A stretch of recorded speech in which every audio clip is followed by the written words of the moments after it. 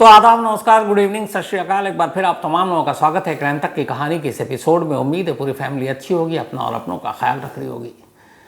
कुछ दिन पहले आपको खबर सुनाई थी, बल्कि कई सारी ऐसी खबरें सुनाई, जब अमेरिका में, ऑस्ट्रेलिया में, यूरोप में किसी को सज़ा सुनाई जाती है तो बाकायदा जज ये लिखता है कि इनको अगर 20 साल की सज़ा है तो 15 साल से पहले कोई रिमिशन, यानी कि वो पैरोल के लिए भी इजाज़त नहीं ले सकता।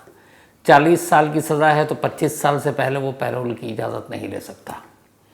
मतलब उसमें लिखा होता है कि अगर ये सज़ा सुनाई गई है तो ये आदमी इस वक्त तक तो जेल से बाहर नहीं निकलेगा, चाहे फिर कुछ भी हो जाए। ये मैं इसलिए बता रहा हूँ कि गज़ब है हमारे देश की अलग अलग सरकारें और उनके अपने नियम कानून। इसलिए गज़ब कह रहा हूँ कि हमारे देश में इस वक्त लगभग अलग अलग राज्यों की जेल में ऐसे कैदी बंद हैं जिनमें से लगभग 80 से 85 हज़ार, बल्कि 83,000 के आसपास वो कैदी हैं जिनको उम्र कैद की सज़ा मिली हुई है, लाइफ इम्प्रिजमेंट। और अकेले सिर्फ यूपी में लगभग 13,000 ऐसे कैदी हैं जिनको उम्र कैद की सज़ा मिली हुई अलग अलग अदालतों से।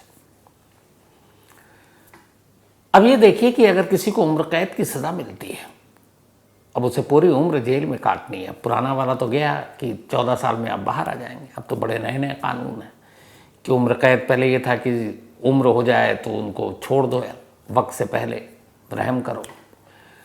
आसाराम बापू 80+, लेकिन अभी तक ज़मानत नहीं मिली और मेरे ख्याल में 10 साल से तो ज़्यादा हो गए जोधपुर जेल में रहते हुए, और ऐसे ना मालूम कितने कैदी।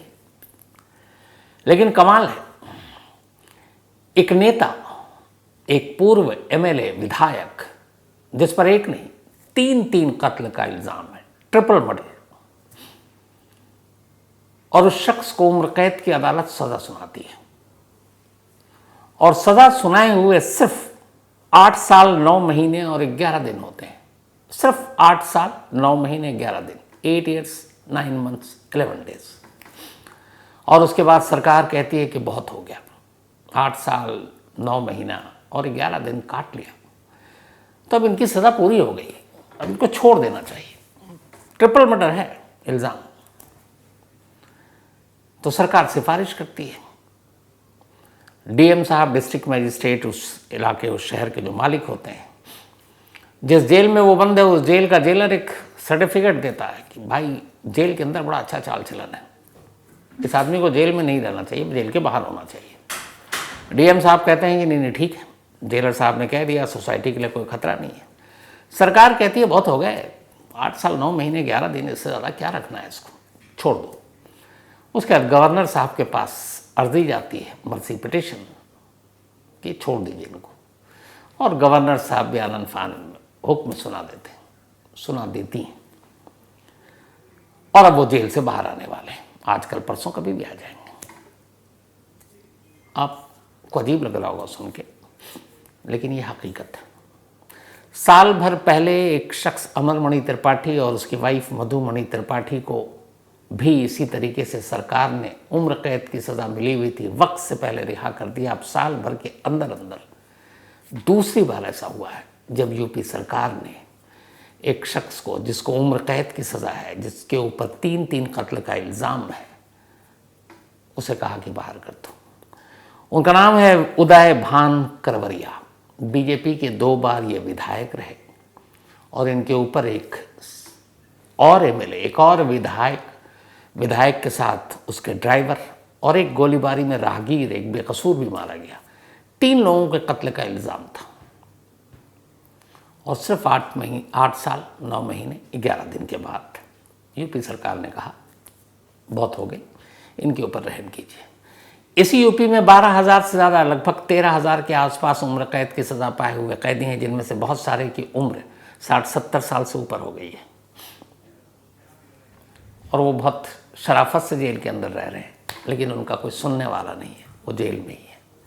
इस देश में हमारे पूरे करीब 75-80 हज़ार, बल्कि शायद इसी फिगर है, थोड़ा ऊपर नीचे हो सकता है, उम्र कैद की सज़ा पाए हुए कैदी हैं और रह रहे हैं, जिनकी उम्र न मालूम और कब से रह रहे हैं, बरसों से। ऐसे ऐसे कैदी हैं यूपी के अंदर ही जिनको 18, 20, 27 साल हो गए हैं जेल के अंदर रहते हुए, 27 ईयर्स, कोई पूछने वाला नहीं, लेकिन है। एक आपको याद होगा ऐसे केसेस जिसमें बहुत सारे लोगों को तो कोर्ट के कागज ही गायब हो गए, 37 साल तक अंदर रहे, किसी ने सुध नहीं ली। तो ऐसा कैसे हो गया, इसको समझने के लिए पूरी कहानी आपको सुननी पड़ेगी। कहानी यह है कि बात 1996 की है, बात प्रयागराज की है, जो तब इलाहाबाद हुआ करता था। उस इलाहाबाद में 2 परिवार रहा करते थे। एक का नाम था जवाहर पंडित और एक उदय भान करवरिया की फैमिली। दोनों अलग अलग इलाकों से आए, प्रयागराज में बसे, एक दूसरे को जानते तक नहीं थे।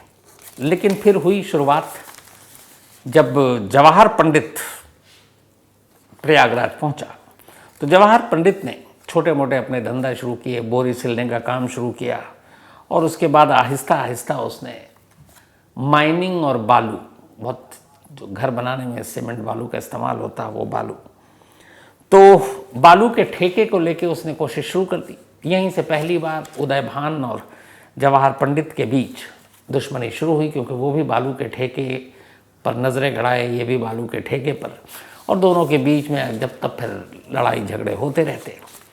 लेकिन फिर हुआ ये कि एक रोज़ जवाहर पंडित की मुलाकात हो गई समाजवादी पार्टी के अध्यक्ष मुलायम सिंह यादव से। 90s का दौर था। 1989 की मतलब मुलाकात हुई, जवाहर पंडित मुलायम सिंह के करीब। उसके बाद फिर मुलायम सिंह यादव ने जवाहर पंडित को अपनी पार्टी से टिकट दे दिया। अब एक बालू और एक उसका कारोबारी समाजवादी पार्टी के टिकट पर एमएलए बन गया। जब एमएलए बना तो अब जाहिर सी बात है पावर आई, ताकत आई। तो ताकत आने के बाद अब फिर बालू के सारे ठेके और उस पर अब जवाहर पंडित का कब्जा हो गया। इधर उदय भान और उनका परिवार अब पीछे रह गया, क्योंकि उनके पास पावर तो था नहीं। उदय भान के पिता और दादा ने भी कई बार राजनीति में कदम रखने की कोशिश की थी, कामयाब नहीं हुए, हमेशा चुनाव हार गए थे। तो इधर अब जो जवाहर पंडित है वो विधायक बन गया, कद बढ़ चुका था। बालू की ठेके को लेके उदय भान और जवाहर पंडित की दुश्मनी जारी थी, और इसी बीच में फिर थोड़ी सी राजनीतिक गड़बड़ हुई। तब उस वक्त गेस्ट हाउस कांड हुआ, आपको याद होगा, जिसमें मायावती बसपा सुप्रीमो, उनकी जान लेने की कोशिश की गई थी, और उनकी मतलब सपोर्ट से मुलायम सिंह की सरकार चल रही थी। फिर सपोर्ट वापस ले लिया, सरकार गिर गई। जब सरकार गिरी तो फिर उदय भान को मौका मिला। उदय भान ने अपने साथियों के साथ मिलकर जवाहर पंडित को रास्ते से हटाने का फैसला किया। 13 अगस्त 1996, 13 अगस्त 1996 यही वो तारीख थी जब प्रयागराज, उस वक्त के इलाहाबाद में, पहली बार AK-47 का इस्तेमाल हुआ था। AK-47 प्रयागराज में, बाकी अलग अलग शहरों में अलग अलग तारीखों पर हुआ, लेकिन प्रयागराज में पहली बार AK-47 का इस्तेमाल हुआ। उदय भान के कहने पर उसके गुर्गे सिविल लाइन एरिया प्रयागराज का, वहाँ से खबर मिली कि जवाहर पंडित अपने ड्राइवर के साथ जा रहा है। इस हमले से बेखबर AK-47 से दंदनाती हुई गोलियां चली। मौके पर ही न मालूम कितनी गोलियां लगी, जवाहर पंडित की मौत, उसके ड्राइवर की मौत, और इत्तेफाक से वहाँ पर से एक राहगीर गुजर रहा था, वो भी उस गोलियों का निशाना बन गया और उसकी मौत। 3 लाशें एक साथ उठाई गई थी 13 अगस्त 1996 को। तो 96 में प्रयागराज ने पहली बार देखा था कि AK-47 और उसकी धनक क्या होती है। AK-47 से पहली बार गोली चली थी। कुकू FM के ऑडियो लर्निंग प्लेटफॉर्म पर आप एक कहानी है, India's first biological murder 1933। India's first biological murder. Amarendra Chandra Pandey, 4 दिसंबर 1993, कोलकाता, तब ये कलकत्ता हुआ करता था। एक बहुत ही रहस्यमय कहानी Kuku FM audio learning platform पर आप सुन सकते हैं, इंडियाज फर्स्ट बायोलॉजिकल मर्डर 1933। अब तक बहुत से लोग कुकू FM पर अपने पसंदीदा ऑडियो शो सुन चुके हैं और बहुत सारी नॉलेज गेन भी की, लेकिन अगर आपने अब तक कुकू FM के ऑडियो शोज नहीं सुना तो आपके लिए एक शानदार खबर है। आज मैं आपके लिए ख़ास ऑफ़र लेकर आया हूँ, 30 डेज़ फ्री ट्रायल। ये ऑफ़र आपके लिए एकदम मुफ्त। आपको बस कूपन कोड का इस्तेमाल करना है, और ये कूपन कोड है CMTK30। हम सभी स्क्रीन पर समय बर्बाद करते हैं और बाद में पछताते हैं, इसे हम डूम स्क्रॉलिंग कहते हैं। इसके बजाय कोको एफएम का 30 दिन का फ्री ट्रायल आपके लिए एक बेहतरीन मौका है। इस दौरान आप अपने करियर, फाइनेंशियल गाइडेंस, नॉलेज को इम्प्रूव कर सकते हैं। इस 30 डेज फ्री ट्रायल में आप कोको एफएम के 5000 प्लस शोज में से किसी भी शो को सुन सकते हैं, वो भी बिल्कुल मुफ्त। तो बिना देर किए अभी कोको एफएम को डाउनलोड करें और कूपन कोड CMTK30 का इस्तेमाल करके इस ऑफर को अवेल करें। अपने दोस्तों और परिवारों को भी शानदार ऑफर के बारे में ज़रूर बताएं। याद रखें, after 30 days subscription plan will be activated. इस कत्ल ने हंगामा मचा दिया क्योंकि एक MLA का कत्ल हुआ था। इसके बाद जवाहर पंडित के फैमिली, उसके भाई ने FIR दर्ज करवाई। FIR दर्ज करवाने के बाद जो नाम आया वो उदय भान, उसके भाई, उसके चाचा, सभी का नाम आया। लेकिन तब तक फिर ये हुआ कि सरकार गिर गई थी, राजनीति बदल गई थी, लेकिन पुलिस ने फिर भी अपनी गवाही और बयान और केस को आगे बढ़ाने के काम शुरू कर दिया था। इत्तेफाक से एक बहुत बड़े नेता हुआ करते थे कलराज मिश्र जी। तो जब पुलिस ने गिरफ्तार करने की सोची तब उदय भान और उनके चाचा और भाइयों की तरफ से एक गवाही दी गई कि जिस दिन ये कत्ल हुआ वो मौके पर थे ही नहीं, बल्कि कलराज मिश्र के साथ मीटिंग कर रहे थे। बाकायदा कलराज मिश्र ने भी इस बात की गवाही दी कि वो मेरे साथ थे और कोर्ट में भी कहा, लेकिन कोर्ट ने मानने से इनकार कर दिया क्योंकि बाकी सबूत उससे ज़्यादा भारी थे। यानी कि ये गवाही भी दिलवाने की कोशिश की गई, जो फिल्मों में आपने देखा है कि अरे जब क्राइम हुआ तब तो मैं मौके पे था ही नहीं, मैं तो कहीं और था।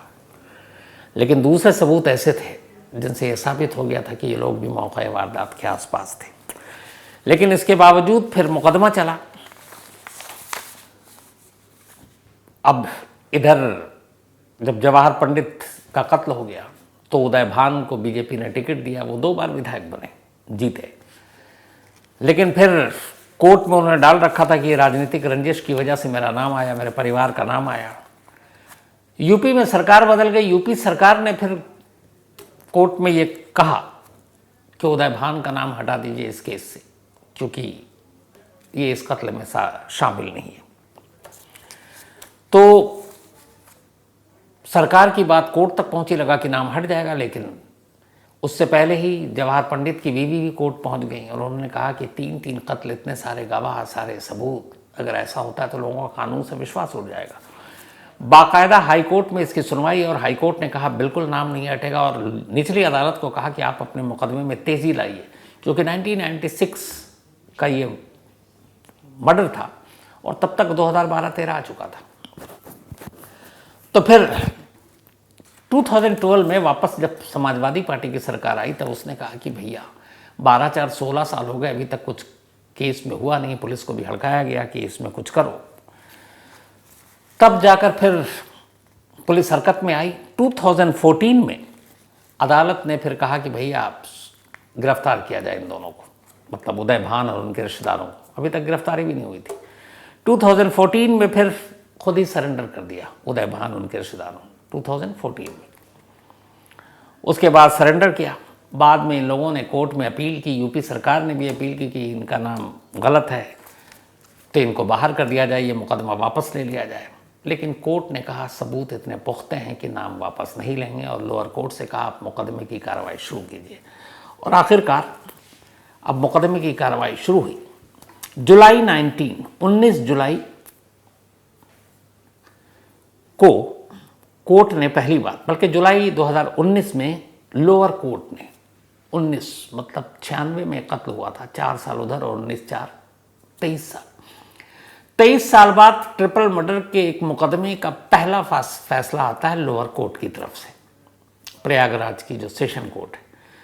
और उस कोर्ट ने अपना फैसला सुनाया और उस फैसले में उदय भान, उसके भाई, उसके चाचा, इन तमाम लोगों को जो नाम थे, उदय भाई के अलावा सूरज भान, साथी कपिल मुनि, इन सभी को उम्र कैद की सजा सुनाई 2019 में। अब कैद की सजा सुना दी गई है, वो भी उम्र कैद। अब इन सभी को जेल भेज दिया गया, नैनी जेल। प्रयागराज का इंसिडेंट था, ज्यूरिसडिक्शन वही था। अब ये जेल पहुंचे। जेल जाने के बाद 2018 में इन्होंने फिर से, ये 2019 में हुआ था, उसके फैसला आने से पहले 2018 में एक और अर्जी दाखिल कर दी थी कि केस वापसी ले लिया जाए। और ये अर्जी इस बार उनकी तरफ से नहीं, सरकार की तरफ से की थी, यूपी सरकार की तरफ से, कि ये लोग अच्छे भले लोग हैं, इनका केस वापस, इनका नाम हटा दीजिए। लेकिन कोर्ट ने कहा नहीं, ऐसा नहीं होगा, ये आरोपी हैं और मुकदमा होगा। उसके बाद अगले ही साल कोर्ट ने फैसला सुनाया और इन लोगों को उम्र कैद की सज़ा सुना दी। जब उम्र कैद की सज़ा सुना दी तो उसके बाद अब ये जेल पहुंच गए। और उसी उम्र कैद की सज़ा सुनाए जाने के बाद टोटल जेल में इन लोगों ने जो वक्त काटे वो थे 8 साल 9 महीने और 11 दिन। 8 साल 9 महीने और 11 दिन जेल में काटने के बाद उम्र कैद की सज़ा पाए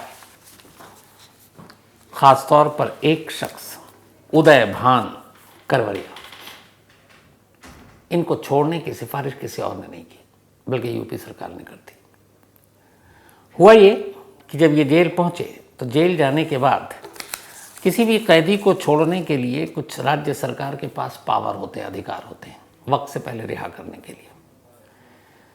तो 2 बार के ये बीजेपी विधायक थे। फिर उसके बाद जब ये जेल पहुंच गया पूरा परिवार, तो बीवी बची थी बाहर, उन्होंने चुनाव लड़ा, 2 बार वो भी जीती विधायक, लेकिन फिर लास्ट बार टाइम वो हार गई चुनाव। तो अब ये था कि अभी टोटल 8 साल 9 महीने और सिर्फ 11 दिन हुए थे कि यूपी सरकार ने एक ऑर्डर पास किया। और इस ऑर्डर की शुरुआत कैसे हुई? सबसे पहले नैनी जेल के जेल सुपरिटेंडेंट ने एक लेटर लिखा कि उदय भान करवरिया का बिहेवियर, बर्ताव बहुत अच्छा है, बड़े अच्छे इंसान हैं, जेल में सारे नियम कायदे कानून का पालन करते हैं। और ये लिख के भेज दिया। डीएम साहब ने अपनी रिपोर्ट लगाई, ये आदमी अच्छा है, इसके बाहर आने से कोई लॉ एंड ऑर्डर, समाज का कोई नुकसान नहीं होगा। यूपी सरकार की एक जो मर्सी पिटिशन वाली जो कमेटी बैठती है ऐसे कैदियों को वक्त से पहले रिहाई के लिए, उस कैबिनेट की मीटिंग हुई, उसमें कहा गया नहीं भाई, उदय भान करवरिया अच्छे इंसान हैं, 3 कत्ल किया तो क्या हुआ, 8 साल बहुत होता है, उम्र कैद का क्या मतलब होता है, 8 साल 9 महीने 11 दिन तो काट लिए, अब तो ठीक है ना, इंसाफ हो गया, तो इनको बाहर किया जाए, इनको बाहर लाया जाए। यूपी सरकार ने एक आदेश दिया।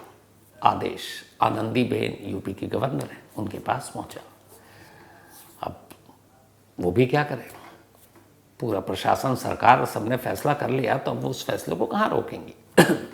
उन्होंने भी दस्तखत कर दिए, बिल्कुल सही है। 30 जुलाई जो आने वाला है, उस 30 जुलाई को, क्योंकि ये लगता है कि ये सारी चीज़ें 30 जुलाई के आसपास ही होंगी, तो इसीलिए फिर जेल प्रशासन ने एक अपनी रिपोर्ट में कहा कि उन्होंने कुल 30 जुलाई तक जो जेल के अंदर इन्होंने वक्त काटे हैं वो 8 साल 11 महीने, 8 साल 9 महीने और 11 दिन है। 30 जुलाई 2023, तो 30 जुलाई 2023 की बात हो रही है जो लास्ट गिनती की गई है। अब उसके बाद साइन हो चुका है। अब हो सकता है आज कल परसों बस घड़ी की सुई चालू है और उदय भान बाहर आ जाएंगे।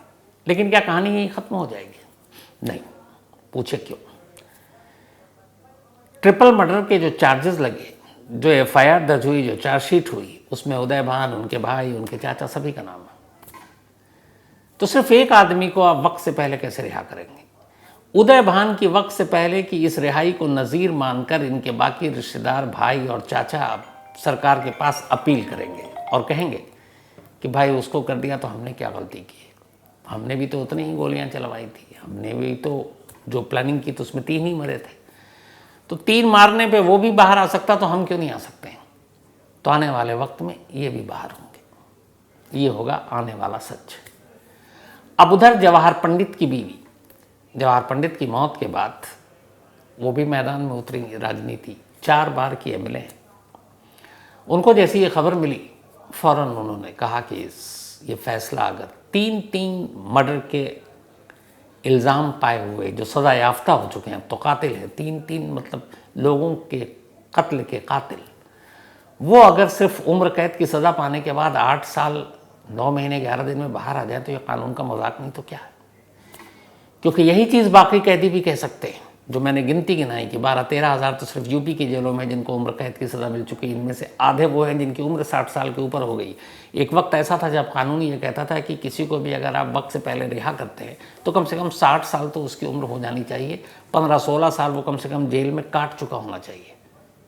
लेकिन अब उस रूल को भी बदल दिया गया। हर स्टेट गवर्नमेंट ने अपने अपने हिसाब से, जैसे हरियाणा ने बाबा राम रहीम के पैरोल के लिए सारे नियम कानून बदल दिए थे ताकि वो साल में 3-4 बार आराम से बाहर आ सके। तो वैसे ही हर स्टेट अपने अपने लोगों के हिसाब से नियम कायदे कानून बदल देती है, क्योंकि आपको पता है हमारे देश में राजनीति और क्राइम दोनों का बड़ा चोली दामन का साथ रहा है। तो जब क्रिमिनल नेताओं पर एहसान करता है तो फिर नेता भी बदल कर उनके ऊपर एहसान का सिला इसी तरह चुकाते हैं। लेकिन हैरानी की बात सिर्फ नहीं है, बल्कि ये बात बेहद सीरियस है। तो फिर उम्र कैद और इन सारी चीज़ों का मतलब क्या रहेगा? आपको पता है कि हमारे देश में मर्डर के लिए मैक्सिमम जो पनिशमेंट है वो है फांसी, सजाए मौत, और मिनिमम जो है वो है उम्र कैद। और उम्र कैद में भी अगर मान लीजिए कि चलो 10 साल के बाद अच्छा चाल चलन है तो ठीक है, यहाँ तो 10 साल भी पूरे नहीं हुए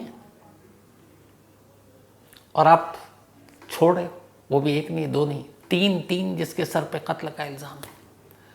अब आप ही सोचिए कि ये कैसा फैसला है। इससे पहले अमरमणि त्रिपाठी, मधुमणि त्रिपाठी, जिन्होंने जेल में रहते हुए उम्र कैद की सज़ा, जो उसमें से भी 70% वक्त तो हॉस्पिटल में ही काटा, और हॉस्पिटल में भी ऐसा, कहानी आपको मैंने सुनाई है डिटेल में, कि ऐसा लगता है जैसे घर में उनके अपने सारे बॉडीगार्ड सब वहीं पे हैं, जो खाना है पीना है, एकदम मतलब घर जैसा माहौल हॉस्पिटल के नाम पर। तो उन्होंने कायदे से इन लोगों ने सज़ा काटी कहाँ? तो जब सज़ा के साथ ये बर्ताव होगा तो फिर कहाँ क्राइम रुकेगा? क्रिमिनल के मन में कहाँ खौफ होगा? जेल मतलब वो जो लोगों को तोड़ दे। क्या इससे बुरी ज़िंदगी नहीं हो सकती। लोग दोबारा क्राइम करते हुए सोचें, डरें 10 बार कि मुझे जेल वापस नहीं आना। लेकिन जब जेल ऐसा होगा, सज़ाएं ऐसी होंगी, तो क्रिमिनल के मन में क्या खौफ, क्या डर?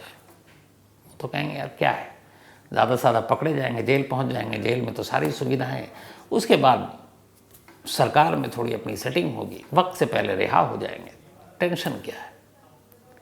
लेकिन ये ख़तरनाक है लॉ एंड ऑर्डर के लिए, कानून व्यवस्था के लिए, और ये मजाक है हमारे पूरे जुडिशल सिस्टम, कानून के इसका मजाक है कि फिर उम्र कैद और इन सब चीज़ों का कोई मतलब नहीं रह जाता। फिर तो ये है कि आप छोड़ दीजिए, सरकार से उसी वक्त पूछिए भाई इसको छोड़ना है तो क्यों मुकदमे पे सरकार के इतने पैसे, टैक्स पेयर के इतने पैसे खर्च करवाने हैं, अभी फैसला कर लो, छोड़ दो, ताकि अपने यहाँ मुकदमे का जो अंबार पड़ा हुआ वो भी कम हो। क्योंकि आप यही देखिए ना, इस केस के साथ आप तमाशा देखिए। 1996 में ये मर्डर हुआ था जवाहर पंडित, उसके ड्राइवर और एक राहगीर का, 1996। आज कितने हो गए? 28 साल। 96 में मर्डर होता है, 2019 में फैसला आता है, मतलब 23 साल बाद। और कमाल देखिए कि 1996 में मर्डर होता है, उसी वक्त FIR दर्ज है, सब कुछ चार्जशीट वार्शीट दर्ज है। 19 में जब ये फैसला आता है और 19 से लेके 24, मतलब 5 साल इधर, और उससे पहले 3 साल पहले उसने सरेंडर किया और पकड़ा गया। तो मतलब टोटल 8 साल जेल के अंदर, 8 साल 9 महीने और 11 दिन। बाकी 1996 से लेकर अगर आप कायदे से देखें तो 2013, 14, 15 तक तो सब खुले में ही थे, घूम रहे थे। क्या बोला जाए इस पर? और ऐसे कुछ केसेस हैं वो तो सामने आ जाते हैं कि किसको छोड़ा और किसको वक्त से पहले रिहा किया। बहुत सारी खबरें तो मीडिया तक पहुंचती नहीं है, क्योंकि कब कहाँ कौन सी सरकार किसके ऊपर रहम दिखा रही है, कौन सा जेलर कब कहाँ एक सर्टिफिकेट इशू कर रहा है अच्छे चाल चलन की, कौन DM क्या फरमान जारी कर रहा है, कौन सी कमेटी किसको रिहा कर देती है, ये खबरें बहुत कहाँ आती हैं। कुछ हाई प्रोफाइल केस आ जाती है। अब जवाहर पंडित की वाइफ कोर्ट में जाएंगी, अब देखते हैं उसमें क्या होता है, क्योंकि ये शायद पहला मामला ऐसा होगा हमारे देश में जिसमें 3 कत्ल, उम्र कैद की सज़ा और सिर्फ 8 साल 9 महीने 11 दिन के बाद सरकार कहती रिहा कर दो, शायद पहला। तो ये मामला अब चैलेंज किया जाएगा कोर्ट में, उसका फैसला क्या होगा बड़ा इंटरेस्टिंग है। और ये फैसला शायद आगे चलकर नज़ीर भी बनेगा कि स्टेट गवर्नमेंट के लिए सुप्रीम कोर्ट कोई डायरेक्शन दे या कोई ऐसी रूलिंग हो। जब भी ऐसा होगा आपको ज़रूर बताऊंगा। तो फिलहाल कहानी में आज इतना ही, लेकिन कहानी ख़त्म करूँ उससे पहले वही अपना सिलसिला, आज समर इनका बर्थडे है, तो हैप्पी बर्थडे समर। ये भेजा है अलका बेनीवाल जी ने। विद्यार्थ बड़जातिया, इनका भी आज जन्मदिन, तो हैप्पी बर्थडे विद्यार्थ। और ये भेजा है रोहित बड़जातिया जी ने, उनके बेटे हैं। अमान अहमद, इनका भी आज बर्थडे है, तो हैप्पी बर्थडे अमान, ये कानपुर से हैं। साथ ही भूषण अनिल बुआ, इनका भी जन्मदिन, तो हैप्पी बर्थडे भूषण साहब। भेजा जगदीश सोनवाने ने है। सोनी थलवाल, इनका भी आज जन्मदिन, तो हैप्पी बर्थडे सोनी थलवाल जी। भेजा है अजय भाग्याल ने, ऋषिकेश से हैं ये। साथ ही दीपांकर बोरघाई, इसके अलावा रिजवान अंसारी, अमित, इसके अलावा सुनील शुक्ला, इन सभी ने पूछा बांग्लादेश में जो वायलेंस हो रहा है इसके बारे में डिटेल बताएं। तो चलिए मैं उसकी डिटेल में आपको शायद कल बताता हूँ। लेकिन जो हो रहा है वहाँ जो बेसिक है वो ये है कि जो अभी वहाँ की प्राइम मिनिस्टर हैं शेख हसीना से, तो उनकी जो पार्टी है, इन लोगों ने बांग्लादेश की आज़ादी में बड़ा योगदान दिया था। तो जो उस वक्त जिन्होंने जो मुक्ति वाहिनी और उनके सारे लोग थे, जो सेना थे, सैनिक थे, उनके लिए कि एक कोटा है नौकरी में, एजुकेशन में 30%, तो वहाँ के स्टूडेंट्स का विरोध कर रहे हैं कि देश की आज़ादी में सभी का रोल था, तो ख़ास उन्हीं, और इत्तेफाक से उन्हीं की पार्टी की सरकार है, तो उन्हीं को ये 30% का एडवांटेज क्यों।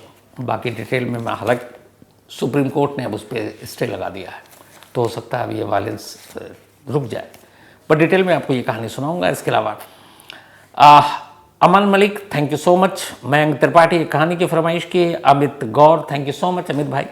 अमित भाई ने एक मेल लिखा था और मुझे बड़ा अच्छा लगा, इन्होंने मेरी गलती सुधारी थी। मैं हमेशा, इसलिए आपने देखा होगा एक जगह मैंने जानबूझ के कहा भी था, मैं धड़ल्ले से बोलता हूँ तो मैं पेरोल बोल जाता हूँ, जबकि वो पेरोल पे तो जब नौकरी पेशा लोग होते हैं वो पैरोल, जो वक्त से पहले पैरोल, जो बाबा रहीम का था। तो अमित भाई ने यह ध्यान दिलाया कि आप पेरोल बोलते हैं, पैरोल बोला कीजिए। मुझे कई बार रवानगी में बोल जाता हूँ, लेकिन असली वो पैरोल ही होता है। Thank you so much Amit साहब। सुमित शर्मा, इन्होंने भी एक कहानी की फरमाइश की, तो कहानी में आज इतना ही। अब तक बहुत से लोग कुकू एफएम पर अपने पसंदीदा ऑडियो शो सुन चुके हैं और बहुत सारी नॉलेज गेन भी की, लेकिन अगर आपने अब तक कुकू एफएम के ऑडियो शोज नहीं सुना तो आपके लिए एक शानदार खबर है।